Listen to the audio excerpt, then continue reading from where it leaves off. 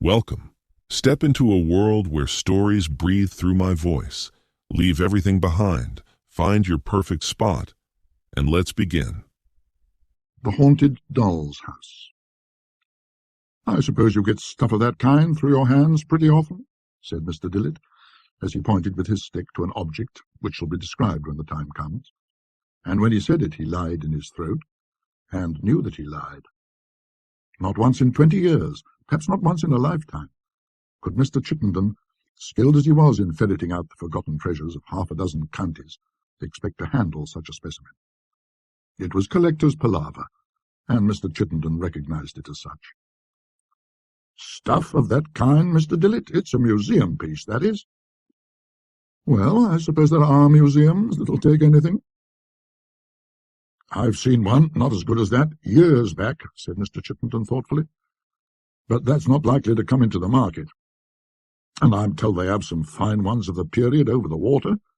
No, I'm only telling you the truth, Mr. Dillet, when I say that if you was to place an unlimited order with me for the very best that could be got, and you know I have facilities for getting to know of such things, and a reputation to maintain, well, all I can say is, I should lead you straight up to that one and say, 'I can't do no better for you than that, sir.'" "Hear, hear," said Mr. Dillet, applauding ironically with the end of his stick on the floor of the shop. "How much are you sticking the innocent American buyer for it, eh?" "Oh, I shan't be over-hard on the buyer, American or otherwise. You see, it stands this way, Mr. Dillet. If I knew just a bit more about the pedigree—" "Or just a bit less," Mr. Dillet put in. "Ah, you will have your joke, sir. No, but as I was saying, if I knew just a little more than what I do about the piece, though anyone can see for themselves it's a genuine thing, every last corner of it, and there's not been one of my men allowed to do so much as touch it since it came into the shop, there'd be another figure in the price I'm asking. And what's that, 25? Multiply that by 3 and you've got it, sir. 75's my price." "And 50's mine," said Mr. Dillet. The point of agreement was, of course, somewhere between the two. It does not matter exactly where. I think 60 guineas. But half an hour later the object was being packed, and within an hour Mr. Dillet had called for it in his car and driven away. Mr. Chittenden, holding the cheque in his hand, saw him off from the door with smiles, and returned, still smiling, into the parlour where his wife was making the tea. He stopped at the door. "It's gone," he said.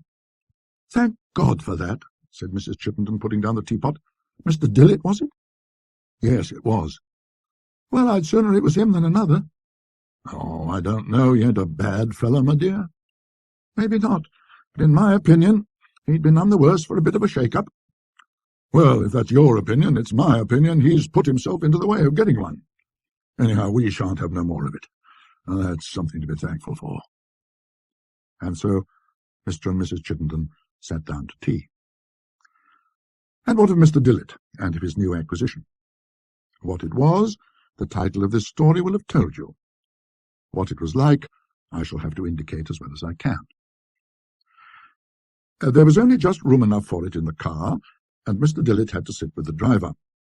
He had also to go slow, for though the rooms of the doll's house had all been stuffed carefully with soft cotton wool, jolting was to be avoided, in view of the immense number of small objects which thronged them. And the 10-mile drive was an anxious time for him, in spite of all the precautions he insisted upon. At last his front door was reached, and Collins, the butler, came out. "Look here, Collins, you must help me with this thing. It's a delicate job. We must get it out upright, see? It's full of little things that mustn't be displaced more than we can help. Let's see, where shall we have it?" After a pause for consideration. "Really, I think I shall have to put it in my own room, to begin with, at any rate. On the big table. That's it." It was conveyed, with much talking, to Mr. Dillet's spacious room on the first floor, looking out on the drive. The sheeting was unwound from it, and the front door thrown open, and for the next hour or two Mr. Dillet was fully occupied in extracting the padding and setting in order the contents of the rooms. When this thoroughly congenial task was finished, I must say that it would have been difficult to find a more perfect and attractive specimen of a doll's house in Strawberry Hill Gothic than that which now stood on Mr. Dillet's large knee-hole table, lighted up by the evening sun which came slanting through 3 tall sash windows. It was quite 6 feet long, including the chapel or oratory, which flanked the front on the left as you faced it, and the stable on the right. The main block of the house was, as I have said, in the Gothic manner. That is to say, the windows had pointed arches, and were surmounted by what are called ogival hoods, with crockets and finials, such as we see on the canopies of tombs built into church walls. At the angles were absurd turrets covered with arched panels. The chapel had pinnacles and buttresses, and a bell in the turret, and coloured glass in the windows. When the front of the house was open, you saw 4 large rooms, bedroom, dining room, drawing room, and kitchen, each with its appropriate furniture in a very complete state. The stable on the right was in 2 stories, with its proper complement of horses, coaches, and grooms, and with its clock and Gothic cupola for the clock bell. Pages, of course, might be written on the outfit of the mansion.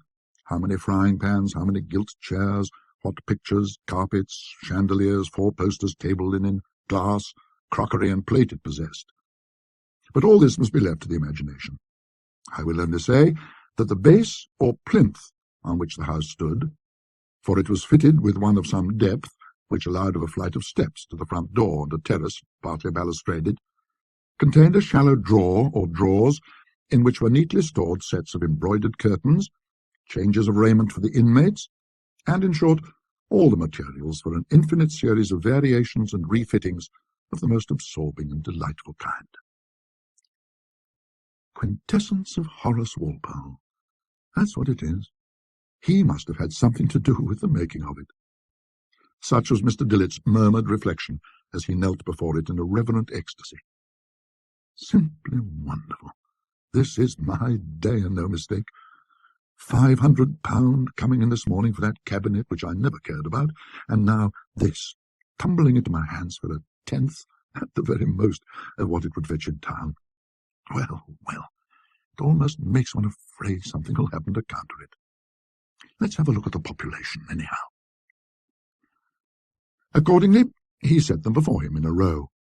Again, here is an opportunity, which some would snatch at, of making an inventory of costume. I am incapable of it.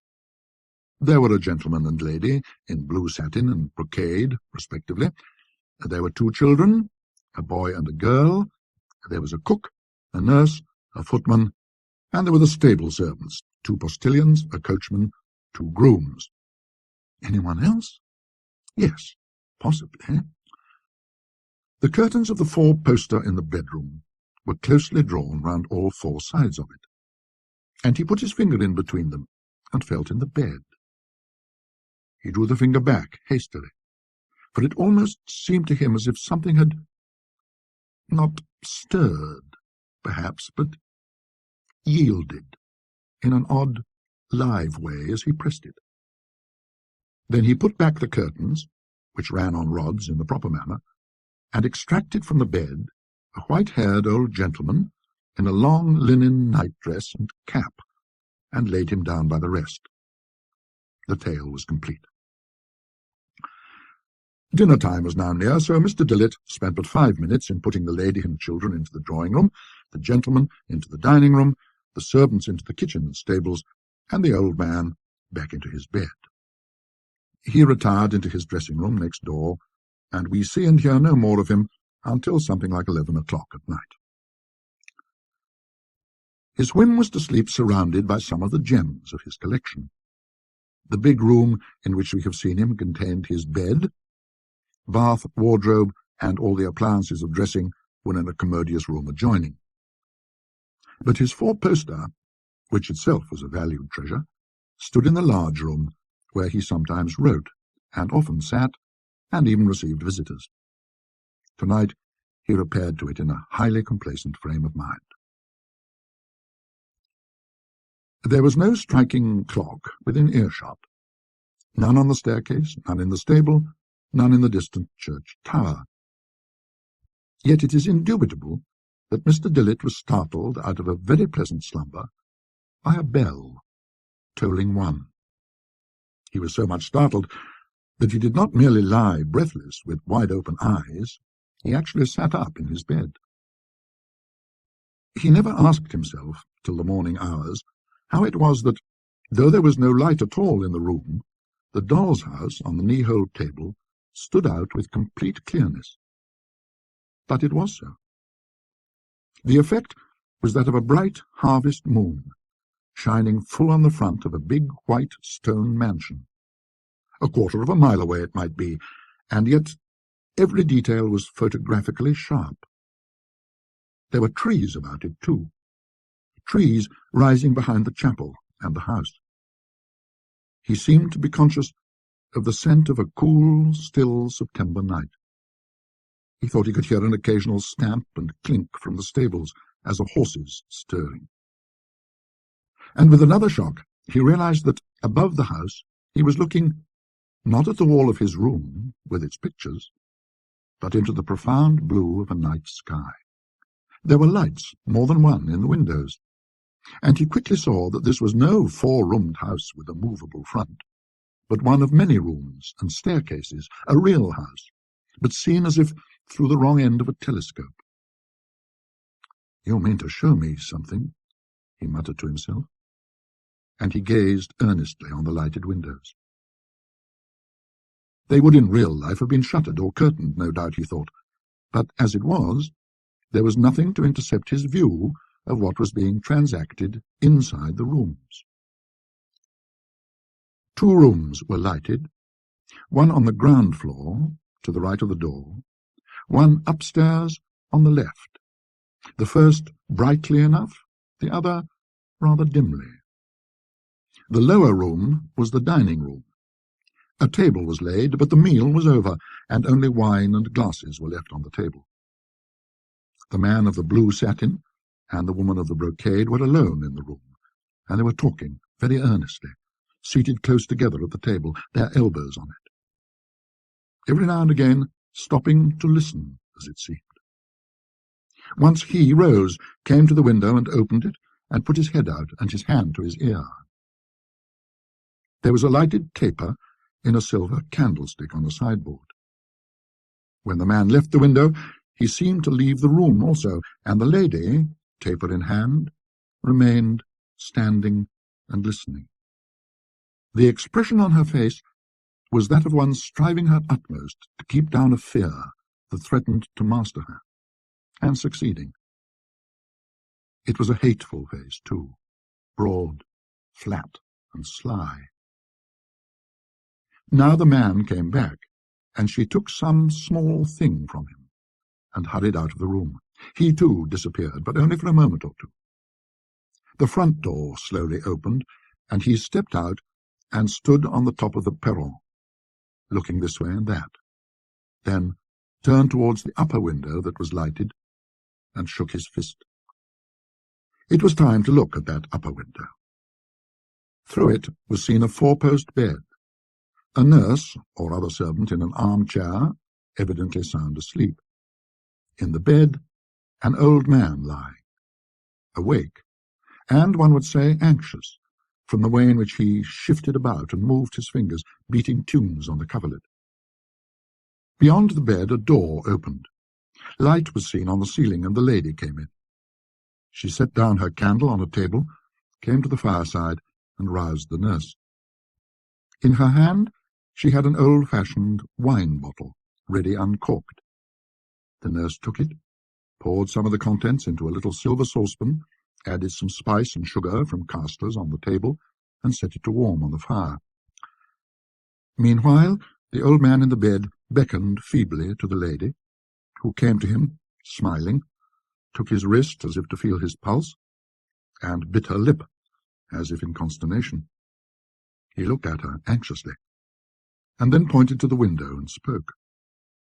She nodded, and did as the man below had done, opened the casement and listened, perhaps rather ostentatiously, then drew in her head and shook it, looking at the old man, who seemed to sigh.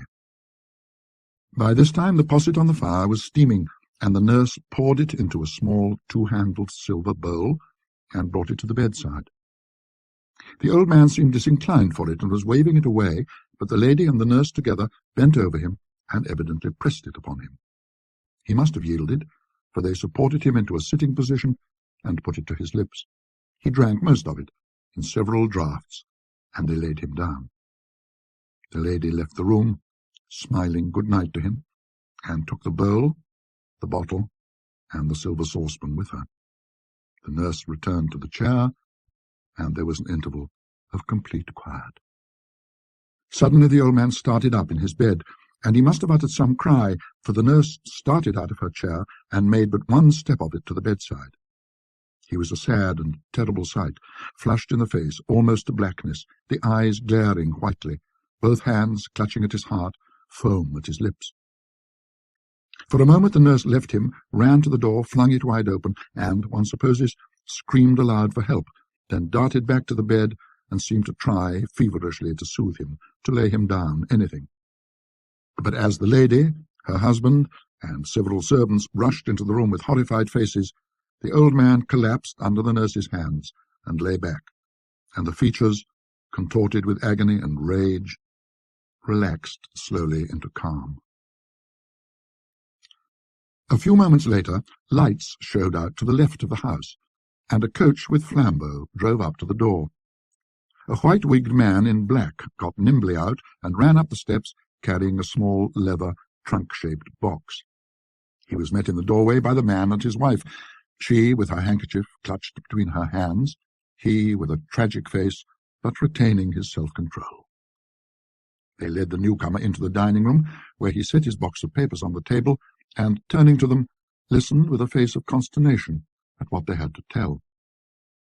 He nodded his head again and again, threw out his hands slightly, declined, it seemed, offers of refreshment and lodging for the night, and, within a few minutes, came slowly down the steps, entering the coach and driving off the way he had come.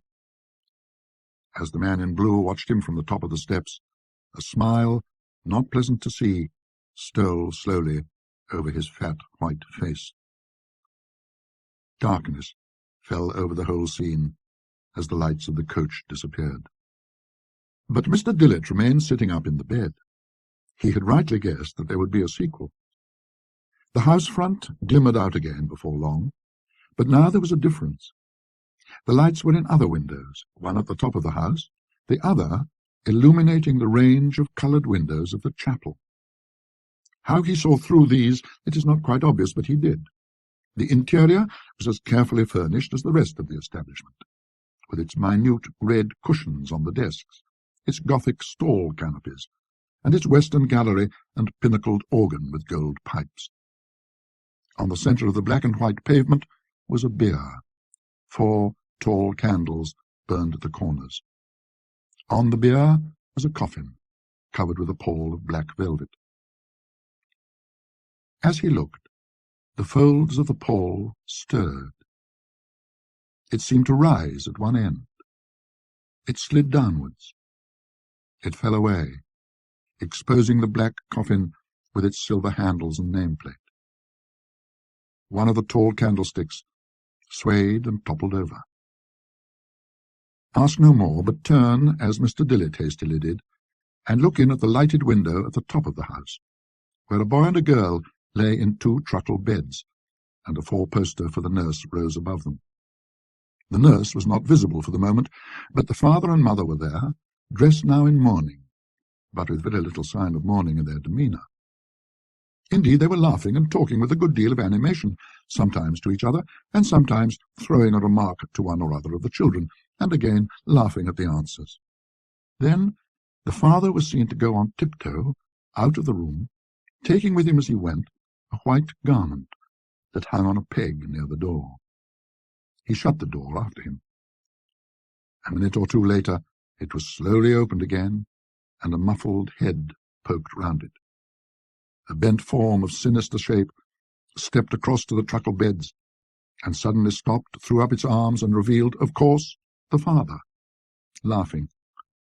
The children were in agonies of terror, the boy with the bedclothes over his head, the girl throwing herself out of bed into her mother's arms. Attempts at consolation followed. The parents took the children on their laps, patted them, picked up the white gown, and showed there was no harm in it, and so forth. And at last, putting the children back into bed, left the room with encouraging waves of the hand. As they left it, the nurse came in, and soon the light died down. Still, Mr. Dillet watched, immovable.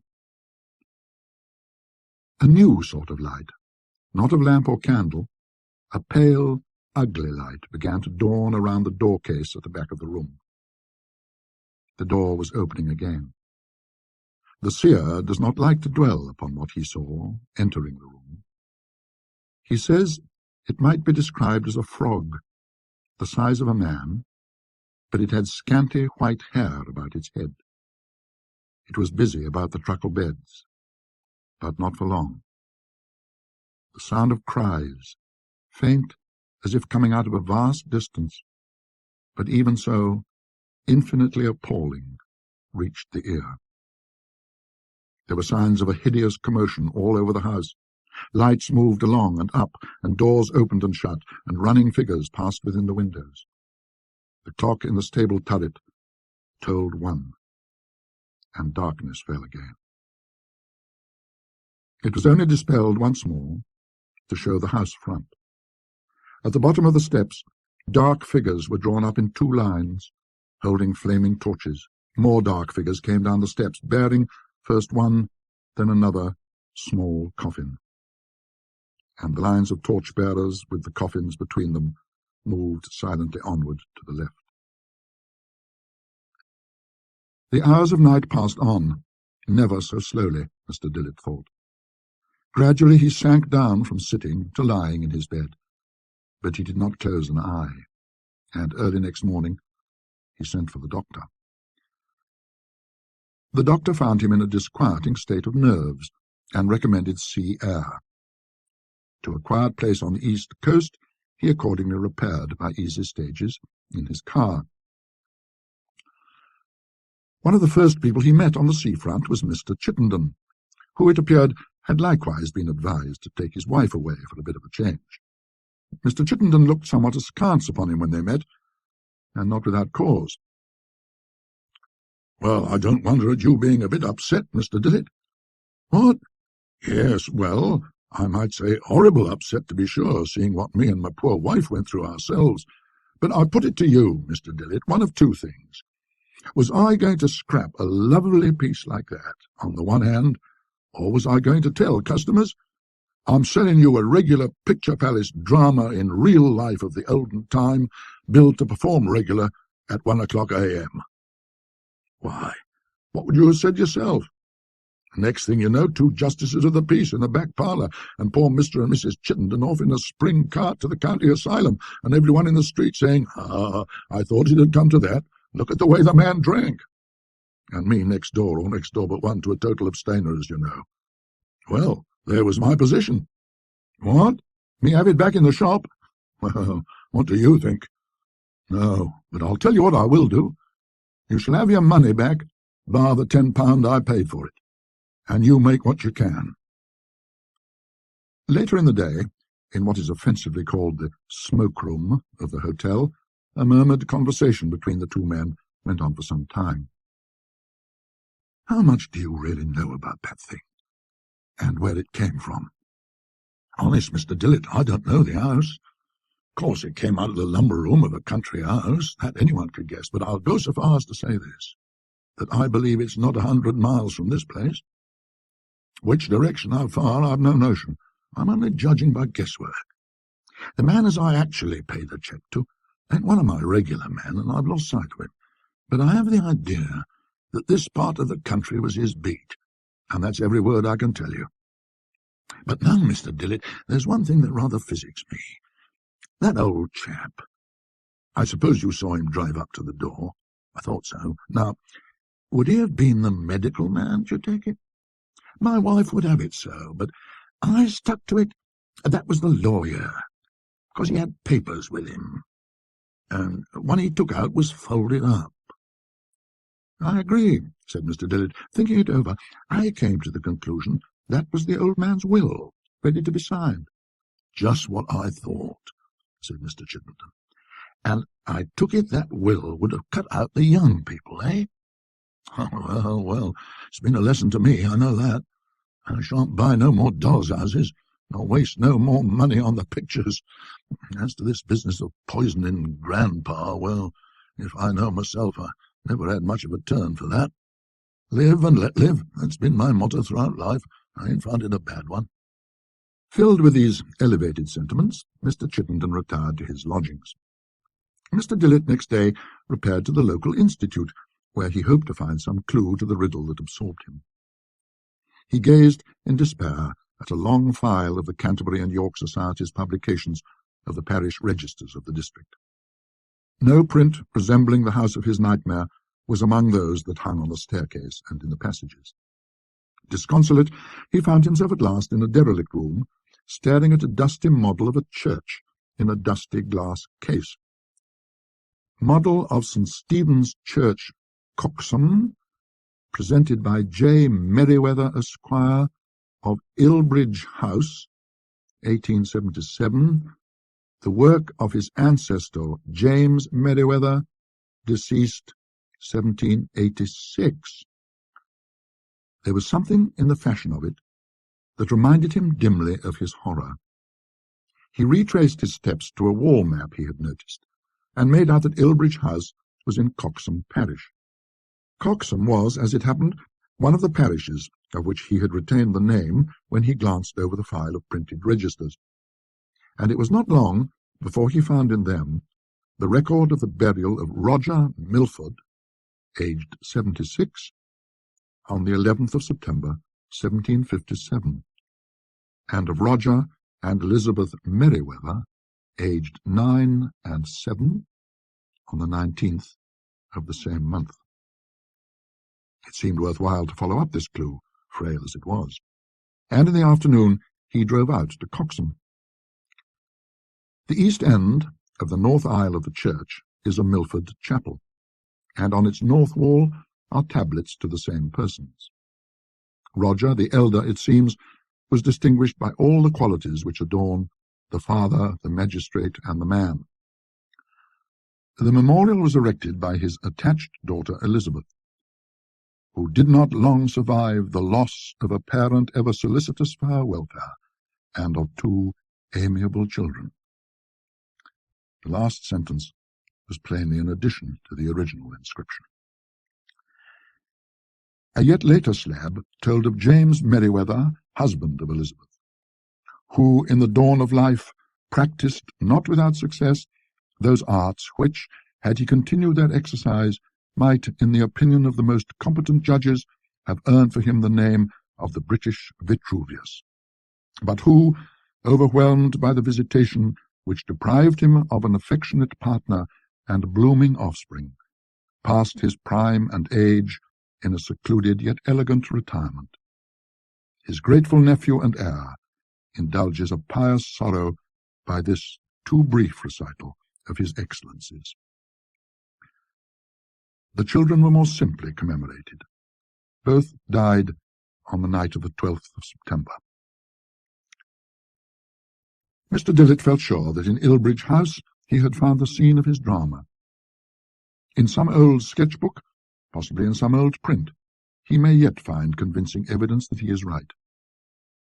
But the Ilbridge House of today is not that which he sought. It is an Elizabethan erection of the 40s in red brick, with stone coins and dressings. A quarter of a mile from it, in a low part of the park, backed by ancient, stag-horned, ivy-strangled trees and thick undergrowth, are marks of a terraced platform, overgrown with rough grass. A few stone balusters lie here and there, and a heap or two, covered with nettles and ivy, of wrought stones with badly carved crockets. This, someone told Mr. Dillet, was the site of an older house. As he drove out of the village, the hall clock struck 4, and Mr. Dillet started up and clapped his hands to his ears. It was not the first time he had heard that bell. Awaiting an offer from the other side of the Atlantic, The doll's house still reposes, carefully sheeted, in a loft over Mr. Dillet's stables, whither Collins conveyed it on the day when Mr. Dillet started for the sea coast. I hope you felt every word of this journey, just as deeply as I felt telling it to you. If you want to stay part of the story, hit subscribe and ring the bell. Something even more captivating is already on its way. Until next time.